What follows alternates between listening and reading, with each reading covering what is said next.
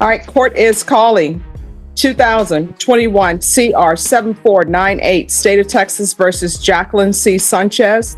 Can I have parties announced for the record for the state? Daniel Escobar for the State of Texas. Defense? Karen Corey for Jacqueline Sanchez, defendant, Your Honor. Are you Ms. Sanchez? Yes, ma'am. I'm going to show you what's entitled Motion to Enter Adjudication of Guilt and Revoke Community Supervision. Did you review that document with your attorney? Did you understand it? Yes. Are you the same Jacqueline C. Sanchez who was placed on deferred adjudication in 2021 CR 7498 for the offense of possession of a controlled substance, penalty group 1, 4 grams to 200 grams on December 10th, 2021 for a period of 3 years? Is that you? Yes, ma'am. All right, state. Violated condition number 2, on or about the 12th day of February 2024 in Bexar County, Texas, the defendant, Jacqueline C. Sanchez, did then and there fail to submit to drug testing as directed by the court officer, supervision officer, and or duly authorized agent of the court in violation of condition number 2. How do you plead to that? True or not true? True, ma'am. Your Honor, state waives all the violations. Any objection? No, Your Honor. Did you understand by pleading true to violation of condition number 2, the court could find it true, grant the motion, find you guilty, sentence you up to 20 years in prison and up to a $10,000 fine? Knowing that, do you still wish to plead true to violation? All right, guys, buckle up. Today we're stepping into a courtroom where Jacqueline Sanchez faces the music on a motion to revoke her probation. The judge lays it all out. Sanchez is accused of violating drug testing conditions from her 2021 deferred adjudication. Calm but cornered, Sanchez pleads true to the violation. The stakes? Up to 20 years. The question now is, how deep does this story go? You're whispering. Yes, ma'am. All right. Court will find violation of condition number 2 true. Is there a proposed agreement? Yes, Your Honor, it's for 2 years TDC. That is our proposed agreement, Your Honor. All right, why should I give her the minimum? What has she done on probation? Judge, I can tell you that she did complete drug court. Unfortunately, she kind of fell short in reentry court. She had tons and tons of negative UAs. She had been working really, really hard. I believe that the underlying offense was 7 grams, so I know it's 4,200, but it was closer to the 4 than it was 200. And Judge, she does have, I think, 139 days in jail. She just really just wants to put this behind her and move on with her life. She tells me she's been working for 2 years at the Tower of Americas. She's hoping they'll keep her job open for her, depending upon how, if you follow the recommendation, how long it takes for her to parole. Sanchez whispers her plea, and the court locks it in as true. The state proposes a light 2-year sentence, but the judge isn't sold.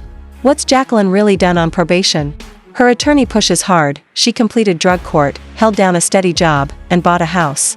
But the cracks are there, missed opportunities, setbacks in reentry court, and now, she's fighting to keep her life from crumbling down. Got a house that she bought. Her kids are living in it. They've been paying the rent. She's hoping that will sustain itself while she's gone, but Judge just wants to put this behind her and move on. But she did do a significant amount of work on this probation.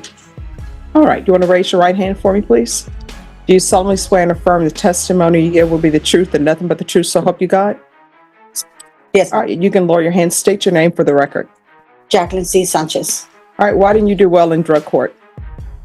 I'm sorry, what was that again? Why did you not do well in felony drug court? I didn't have the money to pay for the UAs, ma'am. No. Felony drug court usually will not remove you from their program because you can't pay UAs. Are you telling the court that you were removed from felony drug court because you couldn't pay for the UA? And I had a relapse. I had drank 4 beers, ma'am. She actually graduated from drug court, I believe, and then she went to the reentry. So I think she completed drug court. So I don't think she had a problem doing drug court. I think it's when she got out. So here's my question. Why did they remove you from their reentry program? Because I drank 4 beers, ma'am, on the 23rd.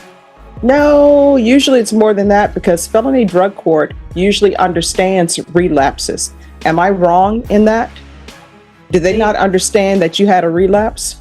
They usually do, ma'am, but this time they felt like I played them. What do you mean by they felt like you? And asked why she failed drug court, Sanchez claims she couldn't afford her drug tests. But the judge isn't buying it. Drug court doesn't kick you out over money. Sanchez admits to relapsing with alcohol, but her story shifts. She wasn't removed for drinking, she was removed for lying. That moment right there, when honesty could have helped, she chose to play the system, and now it's catching up to her. Okay. All right, probation. Judge, the note that was received from drug court Well, was just one second. Any objections to probation giving me some insight in whether or not I should follow this agreement?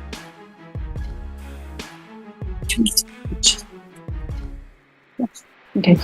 And also, they found on my phone that I was trying to get, methadone for a friend because he relapsed and he was trying to get clean, and that's what I was doing. And I had somebody else ask me I was looking for marijuana for somebody. Wait a minute, what?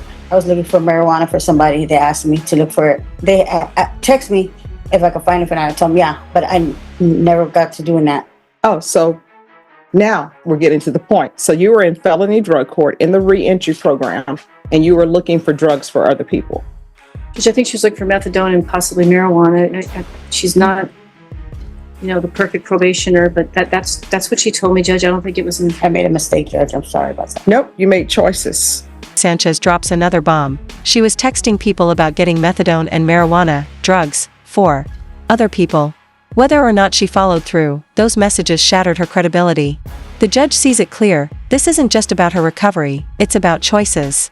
Sanchez frames it as a mistake, but the judge cuts through. Mistakes don't happen by accident, they're decisions, and they have weight. All right, is there anything else?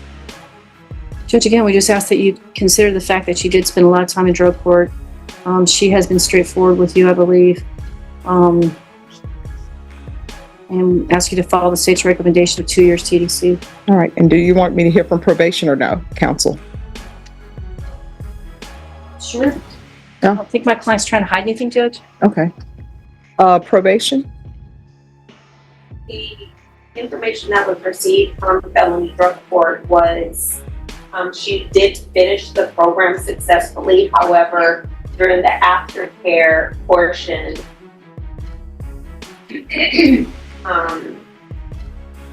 there were UA tests with positive ETG results, and a phone search was conducted and text messages revealed that he was communicating with negative contacts and negotiating the sale of illegal drugs. Okay. I did reach out to felony drug court to see if Probation weighs in, confirming the story. Sanchez did finish drug court, but her post-program record is messy, failed tests and drug negotiations in black and white text messages. Her chances of escaping prison just vanished. The deal her lawyer hoped for is gone. The judge is now writing a harsher ending, one that Sanchez set in motion herself with each risky step she chose to take. All right, so this is what the court is going to do. As previously stated, the court is finding violation of condition number 6 true. So I think it's in. I'm sorry, number 2 true. Yes. Thank you. The violation of condition number 2, the court is finding that to be true. There's a $1,000 fine. Time and money were run concurrent. Was the $57 ever paid for the laboratory testing? Do you know if you ever paid that? Drug court? Was it Ah. to drug court? Okay. Oh. No, I have not taken it. Okay. There should be $57 restitution to SAPD for laboratory testing. If you would like, I could have you referred to the therapeutic community.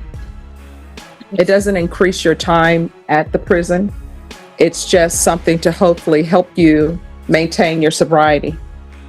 I'll take that. All right, therapeutic community.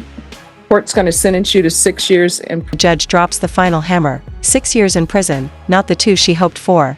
She'll get credit for time served and the chance to join a therapeutic program in prison, but this outcome is locked. Sanchez signs her paperwork, understanding she's lost the right to own a weapon and holds a limited right to appeal. The judge leaves her with one last door. Felony drug court will still be there, if she ever wants to come back. Don't forget to like this video, subscribe to the channel, and we'll see you in the next one. Going to show you what's entitled Trial Court Certification of Defendant's Rights to Appeal. Did you review that with your attorney? Did you understand it?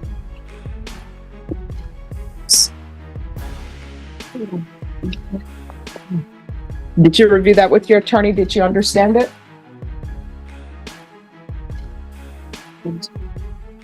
All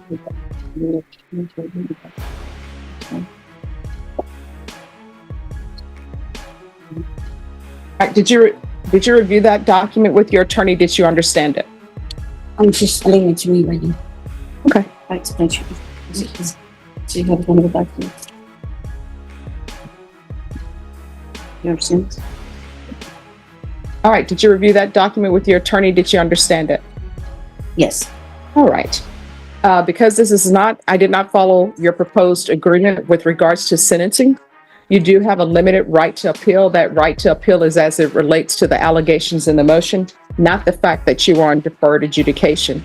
Because this is a felony conviction, you're not allowed to own or possess any weapons or ammunition. If you have a question over what a weapon or ammunition is, you'll need to speak to an attorney. Do you understand? Yes.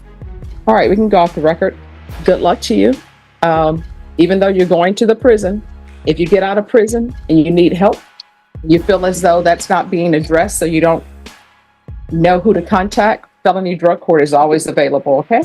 Thank you. Okay, thank you. Good